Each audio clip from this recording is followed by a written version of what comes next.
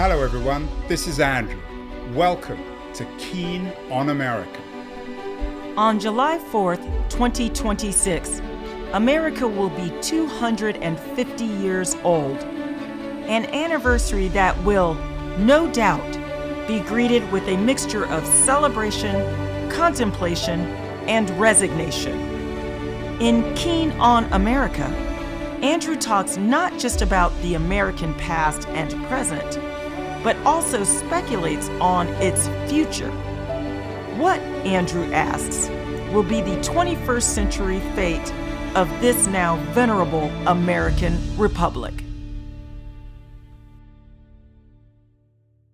Hello everybody. As 2025 begins to wind down, everyone's getting terribly nervous about the economic bubble, or what some see as the economic bubble. The Economist, which is, in my view, at least just about the best authority on global markets, is leading this week with a whole series of articles about how markets could topple the entire global economy. And one of the best pieces in this week's Economist is an article about what it calls the 7 deadly sins of corporate exuberance. One man who's been around the block a bit is my guest today. Aman Verjee is a member of the PayPal mafia. He was back at PayPal in the early 2000s. I think he wrote the first business plan with Peter Thiel. He's currently the general partner at Practical VC, and he has a new book out, perfectly timed, as so many Silicon Valley guys do. The Brief History of Financial Bubbles. Aman is joining us from Atherton in the South Bay, where, Aman, what's the average price of a house in Atherton? It's got to be over 5 to 10 million. It's the richest suburb in America, the wealthiest suburb at least. Yes, that's what I'm told. It sounds about right. It's a beautiful section of town, but large properties, and yeah, 5 to 10 million sounds about like the price of poker around here. Yeah, well, I'm not in that game, but you clearly are. Let's talk about a brief history of financial bubbles. As I said, your timing is just right, just as you've clearly timed a lot of smart moves in your life. Where are we in mid to late November when it comes to a brief history of financial bubbles? Are your alarm bells on as a VC, as an investor, as an American citizen? Well, first, thanks for that kind introduction. It's great to meet you, as they say in American radio. I'm a longtime listener, but first-time caller of your podcast. The timing is a little bit fortuitous. I've been working on the book for about 2 years. It really began after the 2020-21 bubble, which I call in the book the Everything, Everywhere, All at Once bubble. I am a movie fan, but there's relevance to it because it was the first global multi-asset bubble we'd seen in probably in forever, and at least in the US, and certainly in over 100 years. I think where we're at now is there are parts of the broader market that seem to be overvalued, meaning just the valuations are running ahead of their fundamentals. The way that I define a bubble in the book is just you have a big run up in asset prices and then a subsequent run down. That's more or less symmetrical in a confined period of time. So the Tulip bubble in Amsterdam is the first one that I start with. Yeah, and for people just listening, there's lots of tulips on the cover of your new book. That's right. And that is an example of a bubble where there wasn't a lot of economic value created. So you look back on it and you can explain it and understand some of the driving forces, but people lost money and there was no permanent value created. There are other bubbles, 2 of them in the book. One is the 1845 to 1849 UK railway mania. And then the other one is the Dotcom bubble in 99-2000, principally here in the US and really centered here in Silicon Valley. And those were different because they created a lot of great companies. Like in the last bubble, we had NVIDIA and Amazon and PayPal, where I worked, and Yahoo and eBay, and then Salesforce. And out of the detritus of that bubble, Peter Thiel, who was a founder at PayPal, created Facebook. He was the first big investor in Facebook. Elon Musk was the other founder of the company. He went on to create SpaceX and Tesla. So there was a lot of loss in that internet sector, but a lot of value created. And where at the time, the price earnings ratio in 2000 was over 70 times earnings for the for the S&P 500 and the biggest stocks. And the Mag 7 today is 27 to 29 times earnings to sales, price to earnings. So it doesn't feel like the stuff that bubbles are made of. I do think AI is a transformative new technology. So it's going to create a lot of winners. We are seeing in the Valley, as an investor, I can tell you, we're seeing AI native companies getting valuations that are head scratchers. And I don't think a lot of the AI hype will end very well for a lot of companies. But I don't think it's on the order of those other two bubbles and that I mentioned in the book that are tech bubbles. And there's a lot of great companies that will get built in this phase. I'm sure you mentioned in your brief history of financial bubbles, Carlota Perez's argument that every great technological leap forward requires a bubble because you create the investment, much of it gets lost, but the infrastructure remains. Is that the core narrative of our current AI mania, do you think?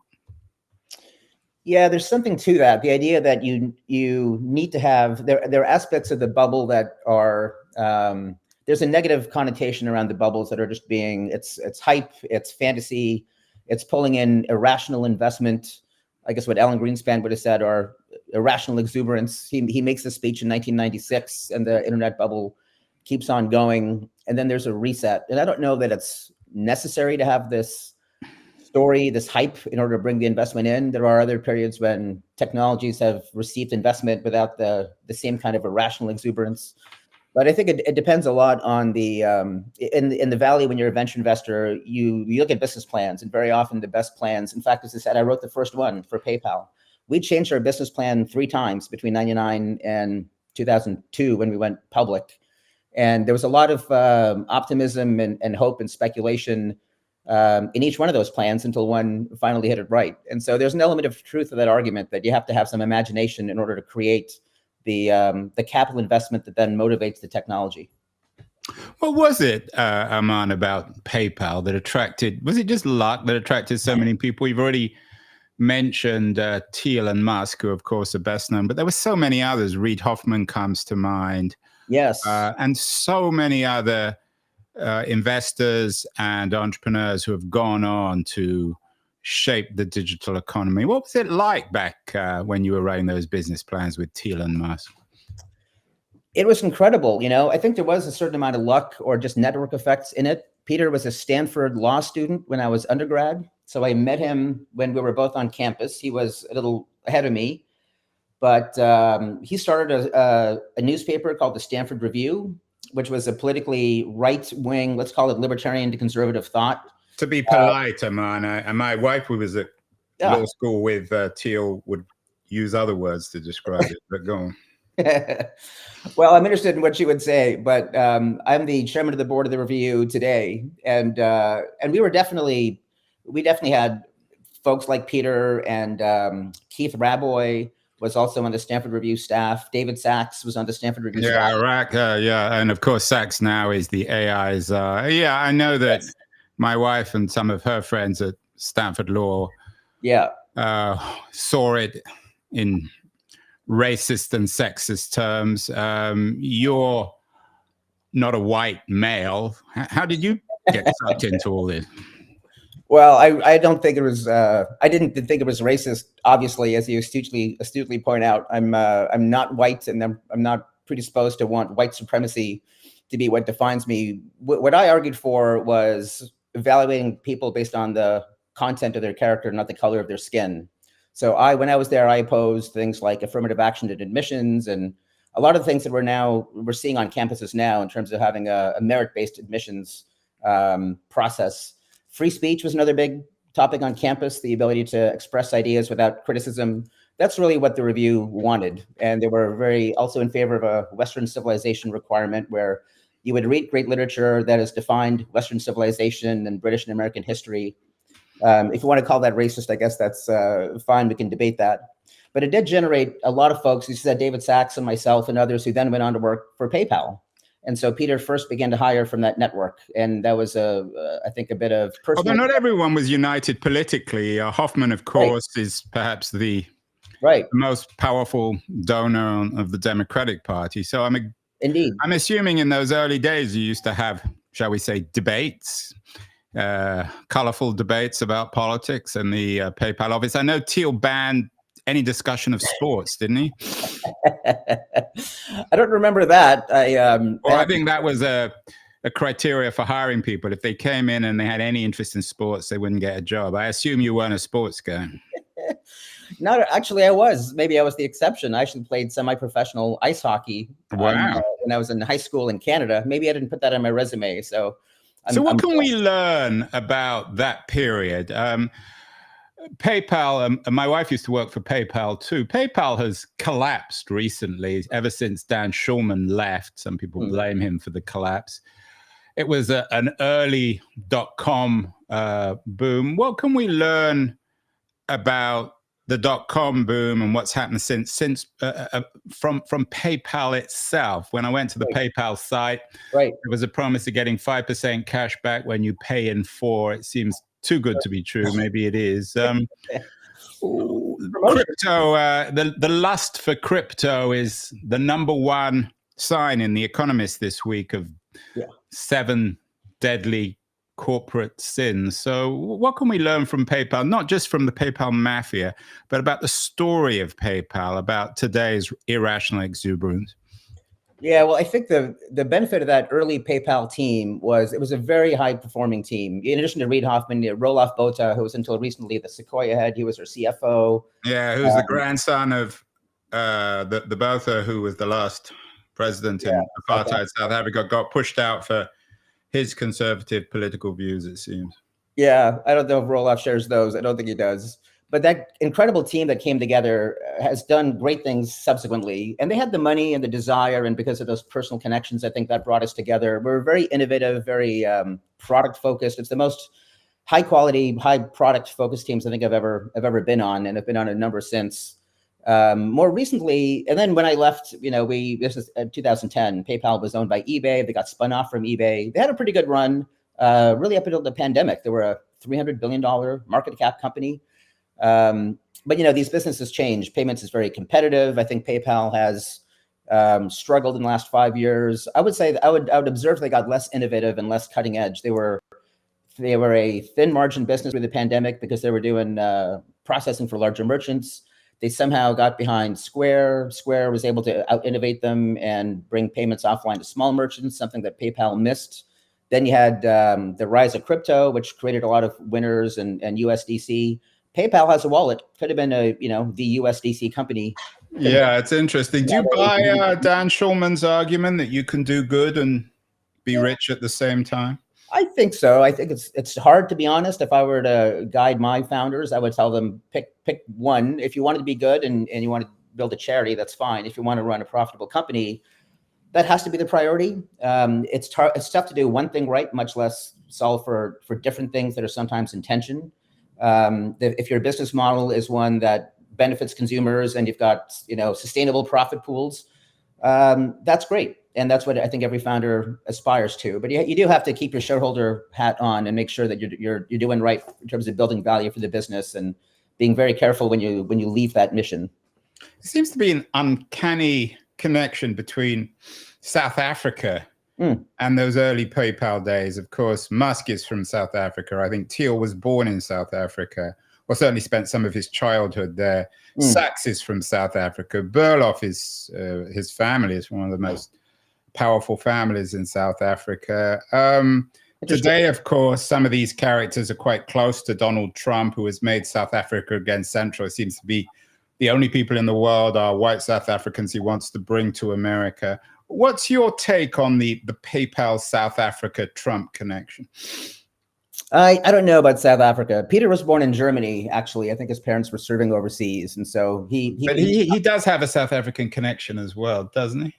I don't know, to be honest. I couldn't speculate of those connections. There is a closeness to Donald Trump. Peter had advised Trump in 2015-16 when he was heading up the transition team when President Trump was elected the first time. I did advise a little bit on economic policy and taxation, and so spent some time with him. As he said, David Sachs is working for the president now. I think a lot of the stuff we like about Trump is on AI and crypto and deregulation.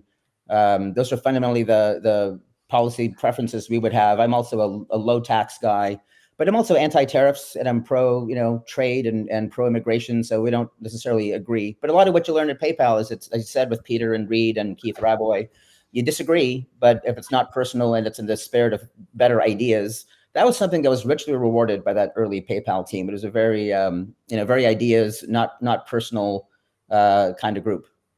Yeah, and in real time, I just checked on Teal's childhood. I don't want to smear the guy. He gets smeared enough. He did spend part of his childhood in Namibia. Anyway, let's leave PayPal and Teal and Musk and South Africa. What is different today about the boom, Aman? It seems to me as if the big 7 or 8 tech companies are driving everything, and these companies are for real. There wasn't an equivalent to them in the 90s.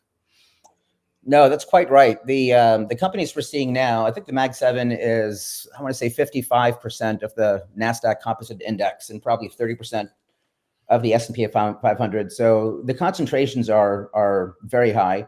At the same time, the equal weighted S&P 500 is at all-time highs as well. So the rest of the market, while left behind on a relative basis, is still performing well. I think what's different this time than, let's say, 99, 2000 is just the profitability of these companies. Their ability to generate cash flows and profitability is something we didn't see at the top of the market in 99, 2000. In that UK railway boom that I mentioned, 1845 to 1849, the big railroads that I write about, the Stockton and Darlington line or Liverpool, Manchester, they were making a little bit of money, but not a lot. And it took them years to grow into the valuations that the investors figured on in 1845. And so those investors would have lost money in the late 1840s. The good news for them, and maybe now, is after that bubble reset, between 1850 and 1873, the UK led the world in industrial production. It was the end of the Industrial Revolution. It became the richest country in the world. The Great Victorian Boom, they call it, was driven by a lot of railways and technology, just as I think the US of the last 20 years has been driven by technology developed and fiber laid during the 1990s. So there are similarities to those two booms. The AI infrastructure is very relevant. The one other big difference is at the top of the market, 99, 2000, 99% of the fiber communication, the optic fiber laid, was dark, like it wasn't being used. NVIDIA right now could probably double its capacity on GPUs, and it'll still be, every one of those GPUs will be lit up on day one. So they're capacity constrained and they're demand driven, as opposed to what you saw at the top of the internet bubble, which was a lot of dark fiber being laid, a lot of capacity that never got used because internet usage just wasn't keeping up with the supply and capacity. So do you, we've talked about this on the show several times. Do you think that there is one could compare, say, Cisco and NVIDIA, or is NVIDIA not going to collapse as Cisco did as the dot-com boom popped? I think the NVIDIA is, I think it's in a better position than Cisco was for one reason being, if I look at their revenues and their sales, they're at 200 billion in revenues. And if I look at their profitability, they're at about 50 times trailing earnings, but they're also 25 times forward earnings. And they're based on their contracts ahead and what their CapEx plans seem to be, they could continue to grow for the next 2 or 3 years. And as I said, they're capacity constrained. I don't think that was true of Cisco. They had a much richer valuation at the top of the bubble. They were also reliant on internet traffic building at an unsustainable rate that just never proved out. So the assumptions under Cisco are a lot more dangerous and more speculative than right now. The Economist this week makes it clear that this is an unusual bubble, if that's the right word, boom, because we're so aware of it. But of course, it's so hard to time economic collapses. You have a great quote on the cover of your VC firm, Practical VC, from the great philosopher Yogi Berra. Predictions are hard, especially about the future. Why is it so hard, Aman, to predict what seems inevitable? If not the bursting of a bubble, certainly a sharp economic correction. Yeah, it's a great question. I do love Yogi Berra, as you can tell from my wall. I'm also well, it's a great quote. I mean, it really is brilliant. Predictions are hard, especially about the future. Although it's hard to predict the past as well, I think, in a different kind. I am a sports guy. I don't know how I got hired, but at PayPal early on, based on what you said. I think what we're seeing, even at the top of the bubble in 1999, I remember that there was discussion about bubbles. That's not new. In fact, Peter offered me a job in 1998, and I remember telling him, Peter, I think we're in a bubble. I might just go to Harvard Law School, get my degree. So I'll have that, at least I'll have that degree. And if PayPal is so great, it'll be there in 3 years and I'll come talk to you then. So I was aware of it in 98, 99. I remember Peter saying, yeah, we are in a bubble, but we'll be different. PayPal will make it and the others won't. And he explained to me why, and he was right. Even in 1845, there's literature about that UK railway mania where there was criticism about the bubble. There were critics like Defoe, and the first time the word bubble was used was in 1720 in the middle of the South Sea bubble, and there was an awareness of it. And there was a British MP named Archibald Hutchison who wrote great analytical reports about why the UK railway boom, was irrational, and how these investors would be disappointed, and how the government should do something to stop it. But on the other side, you've got the enthusiasts who are the retail guys. I mean, that's one of the things that the economists talk about, retail envy. It's the old story, Aman, you were around at the time. Everyone sold their stock when in 1999 they would get into a San Francisco cab. This was, of course, pre-Uber. Yes. And the cab driver would talk to them about Yahoo stock. So we're in a similar situation now with, maybe we don't have cab drivers anymore. Maybe it's Uber drivers talking to their customers about OpenAI or NVIDIA or some other AI, or of course, crypto. Yes, I think there's a lot of this is human nature. There's imagination, there's fear of missing out, there's excitement and exuberance. And even though some people are critical of it and arguing for it, there's always a counter argument. Like, this time is different. AI companies will change the world. The thing will. We know that once. When someone says this time it's different, you politely get out of the cab or the Uber. Or you tell the business, and we see this all the time with AI companies getting valuations in the valley at 25, 50 million pre-seed valuations, fresh ideas, a lot of creative thinking. It's just optimism and ambition. And if you haven't lived through it before, you're inclined to believe that maybe this is different. And luckily, I've been around the block a couple of times, as you said, and I've seen a couple of bubbles come and go, and have studied them for this reason. So you can be a bit more measured and circumspect, but that requires history and patience and education, which I'm not sure is the strong suit of a lot of founders right now. Yeah, and there's also one of the consistencies is criminality. Another of the great quotes you have on your VC website is from next generation Yogi Berra, Dave Chappelle. Why run the full marathon when you can join at mile 13 and still win? Of course, there was Enron back then. Today, I'm sure there's an Enron in the works. One of the 7 deadly sins the Economist lists is avaricious fraud. Do you think there is a lot of fraud in this current boom? Are we going to uncover an Enron or something even bigger?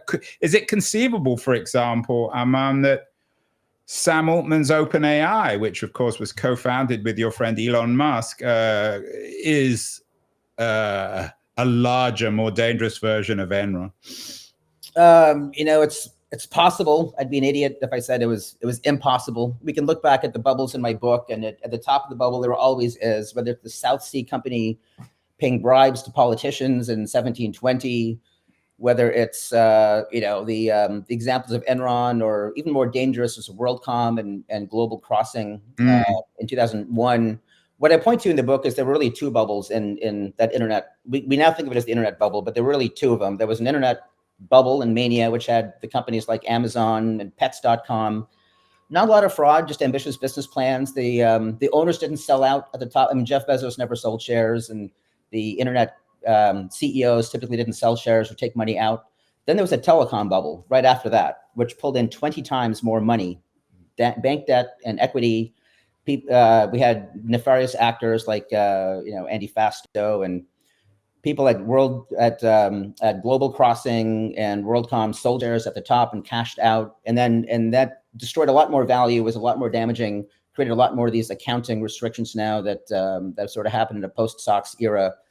I'm sure there's something going on with these big AI companies. One candidate to consider is just the amount of money you need to raise in order to build out the capacity is extraordinary. They're all burning capital. It's very unusual for a tech company, right? Tech companies, internet companies never burned capital. They were always asset light, and you could sell stuff online and scale. But that's not true of AI. It requires power and energy and cash. And so there are revenue deals being done between NVIDIA and OpenAI and Oracle and NVIDIA. We do this is what the economists describe as lazy circularity. Maybe that's a euphemism, the lazy at least. I mean, everyone's doing deals with everyone else, but it's not entirely clear why anyone should be making any money and who's paying for any of it.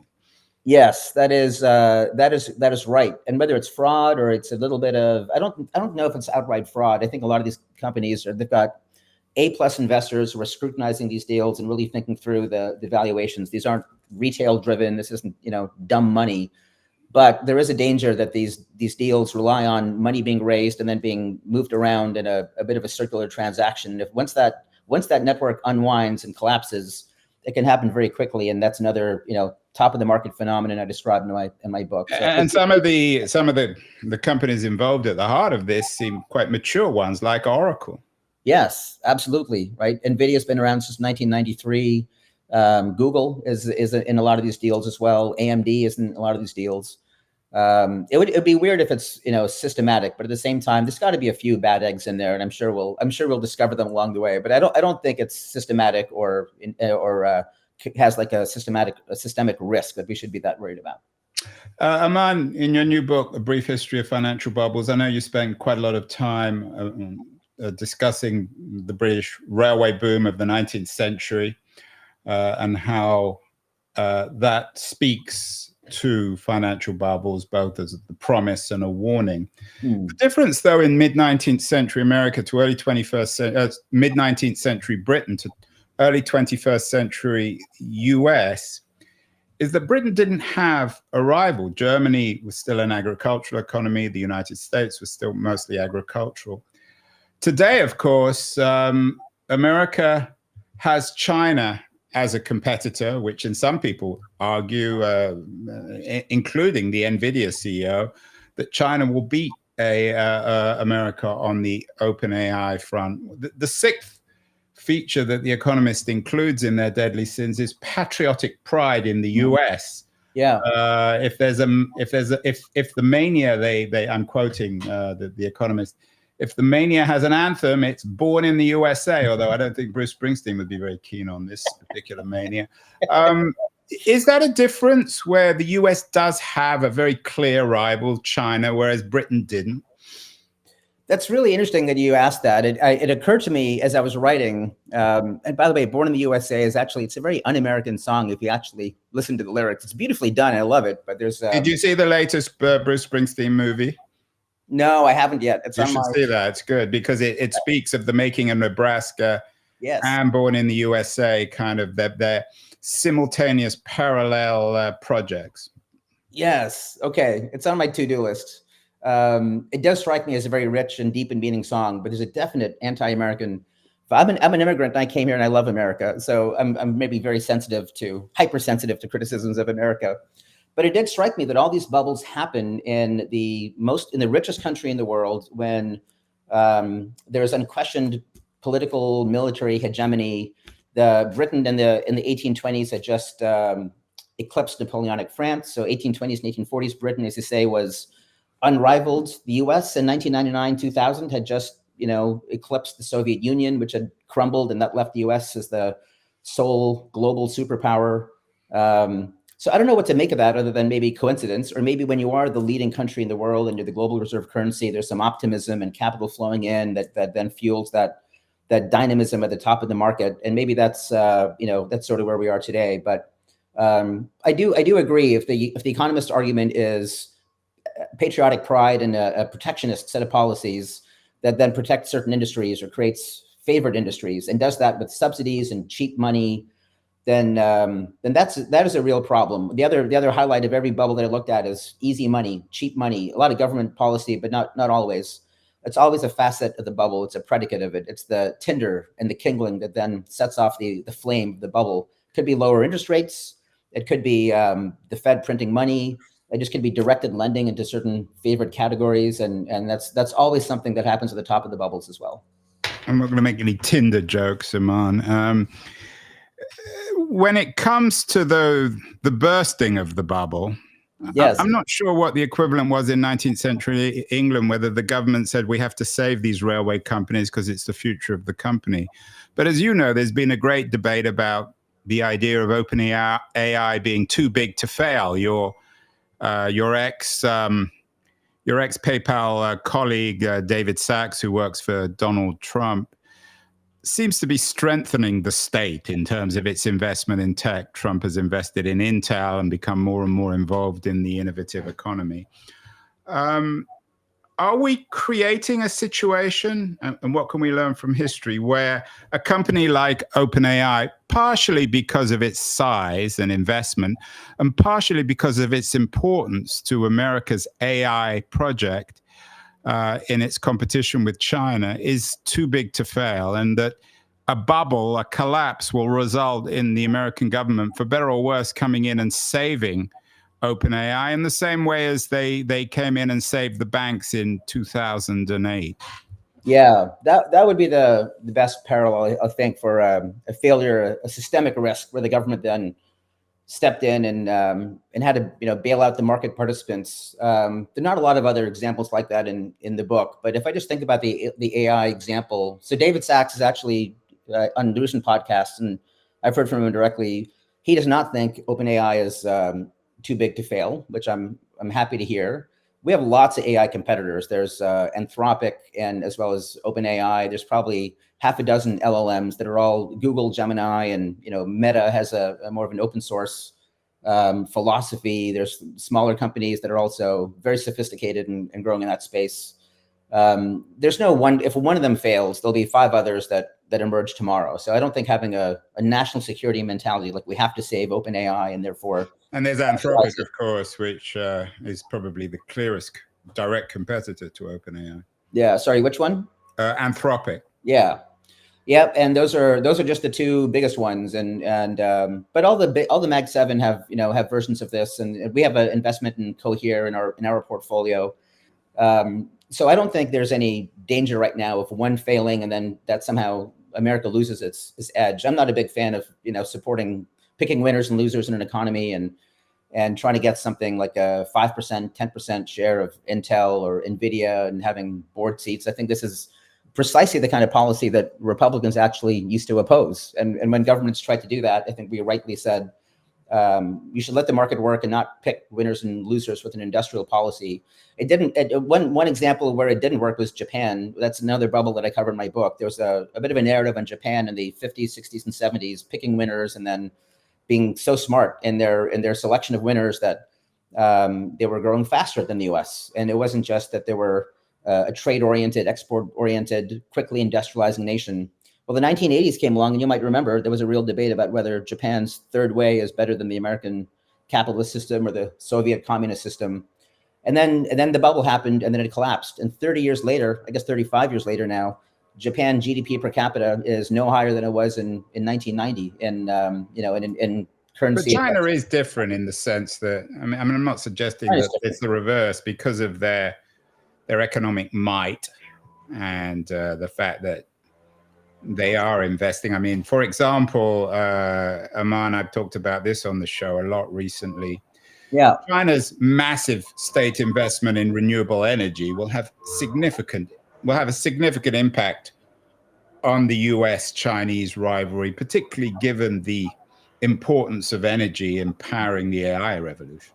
Yeah, they are an example of a more directed economy, although on a per capita basis, they're still 1/6 of where the US is. So, and they're having major problems right now. I think there may be another bubble to pop, which is the Chinese real estate bubble, which might be the next one. So, but even so, there is a role for the government to play, and they have been much more, I think, forward thinking than we have in a couple of areas. One is energy. They're standing up 10 nuclear power plants a year. These new Gen 4 nuclear power plants will be key to AI because AI is very energy intensive. And solar, of course, and wind. It's not just nuclear in China.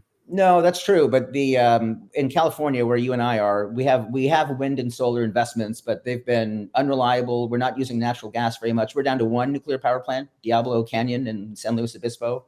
So there is a role to play for government to facilitate some of these. Yeah, we did a show on nuclear on nuclear power recently. Yeah. How in comparison with your South Bay friends, neighbors, the Mark Andreessens of the world, how bullish are you on the American future? We did a show this week with Philip Howard, who has a book called Saving Can Do, How to Revive the Spirit of America. He suggests we need less lawyers, less legislation. You're a graduate of Harvard Law School, as well as an entrepreneur and a VC, so you know this debate from every side. Are the lawyers in control? The FT ran a headline recently about the Chinese engineering model beating the American lawyer model. Yeah, I listened to that podcast. I loved it. I am also in the camp of I don't know if they're in control. That's a bit much, but I'm definitely in the camp of lower taxes and deregulation would be great. In California, we can't build. I mean, NVIDIA just announced a couple of months ago, I guess now, $500 billion in investment in America. Not a penny of it is going into California, its home state. It's all going to Texas and Phoenix because they can build there. They can build data centers, and they don't have the same permitting timeline. I can't even knock down the bird feeder in my backyard without a permit. Yeah, I can't get to you from my home in San Francisco to Atherton. It'd take me about 3 hours to get there by train, right, because I have to get at least 2 different trains to do it, and public transportation is terrible. And of course, one of the most chilling stories in all this is the failure of California to build high-speed rail between San Francisco and Los Angeles. The Klein Thompson book Abundance focuses on that.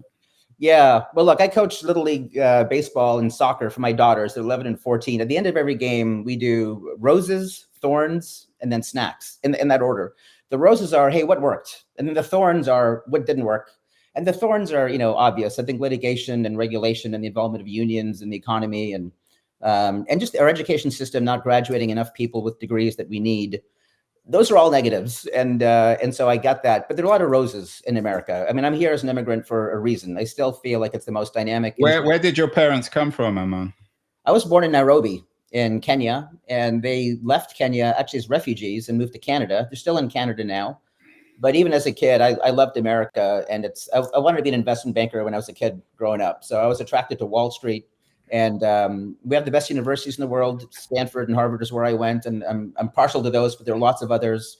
We have the AI sector is really here in Stanford. Between you and I, where we live, it's kind of where 80% of AI is in the world right now. And so we're tech focused, we're tech forward. We still have a dynamic and high functioning economy. We attract the best people from all over the world as immigrants. Hopefully we continue to do that. Although Donald Trump seems to be in trouble on that front from the right wing of his coalition. Some people don't think that he should be letting anyone into the country. Yeah, that's a part of the coalition that I just find their economics and their arguments against Trump. And the best argument I would have against them, the I guess anti-immigration, anti-H-1B, MAGA right, is look, here's a list of people who came here on H-1Bs, right? If you want to shut this off, these people could not have come here. Elon Musk is one. Max Levchin, founder of PayPal, is another. I'm a third. Melania Trump, by the way. So, before you criticize the president on H-1Bs, just know that. But Satya Nadella, the head of Microsoft, and Sergey Brin at Google, and Sundar Pichai, the current CEO of Google, all of us came here on H-1Bs. All of us paid our taxes and have created millions of American jobs, billions, trillions in shareholder value. And so there is a value to having a smart immigration policy. I'm not saying let everyone in and illegal immigration is different. And if you commit a crime and you're an enemy of America while you're here by engaging in protest, I get all that stuff. But at the same time, there are lots of great people who come as a result of our immigration policies and our great heritage. And if we can do that, and we've got the best companies in the world and the most innovation in the world, then I am very bullish on it. I'm glad that my daughters are here. They're learning from the best schools. They're in Palo Alto and Atherton with me. I would imagine that they will continue to choose to live in America for all the reasons that I said. If copyright law wasn't so strict, I would play Born in the USA now after what you said. So let's end with your wisdom. You clearly have given a lot of thought to this in your new book, A Brief History of Financial Bubbles. as well as your experience on lots of fronts as an investor, entrepreneur, friend of Teal, blah, blah, blah. A lawyer, as you said, you graduate of law school anyway. Yeah, you went to law school, which, I mean, it's not a bad thing as long as you didn't practice law. I never did. No, thank God. Let's end with one reason to be cheerful about our current quote unquote financial bubble, and one reason to worry. What keeps you up at night, and what gets you up in the morning and all enthusiastic and excited about the world? Well, I've got the great privilege of being an investor in the Valley, and the types of businesses and the businesses I've seen grow in the last 20 years of my time in the Valley, and the business plans I'm still seeing today. Companies like PayPal, but also, Google and Meta and Alphabet and all the amazing innovations that have happened in the last 20 years have been very close to me. I've invested in a bunch of them. We're in SpaceX right now. Just a transformative company, transformative technology. And it feels like these companies can only be successful here in America because of our capital markets and our can-do attitude and our optimism and just the American spirit. The thing that I get worried about, I do get worried about over regulation. I saw it with the Biden administration regulating AI and crypto and almost strangling it in their crib. I do worry about the current administration, on things like tariffs and an increased role in corporate America taking equity shares. And I don't like where that's going to go. And I worry a little bit that valuations might be getting ahead of fundamentals, but at the same time, the bubbles I've seen, inevitably that resets if the markets are allowed to work. And then you come out of that stronger, and the companies learn a great lesson about being capital efficient and growing through bubbles. And so on net, I'm very optimistic. Yeah, and I have to finally ask you, The Economist's first deadly sin is the lust for crypto, which now includes Donald Trump, although earlier he always used to write it out, to write it off. Is crypto for real, Aman, or is it just a scam? Simple question to end on. Yeah. Yes or no? I don't think it's a scam. I would say Bitcoin is for real. That is a real currency with a cap on it that cannot be printed. It cannot be created, unlike fiat currency. I think it's a great hedge against fiat currency, like digital gold. Altcoins in general, maybe Ethereum is real. Altcoins in general, I'd say that's probably not a lot of economic value. More like the Tulip bubble than the tech .com bubble. Well, there you have it. A brief history of financial bubbles in a bubble from Aman Verjee, wonderful guest. Aman, you have to come back on the show when the bubble bursts. We'll bring your wisdom to making sense of how we can control it and how we can rebuild the economy. Congratulations on the new book, and I will see you at some point in Atherton if I manage to find my way there. Thank you, Andrew. Anytime. Love being on.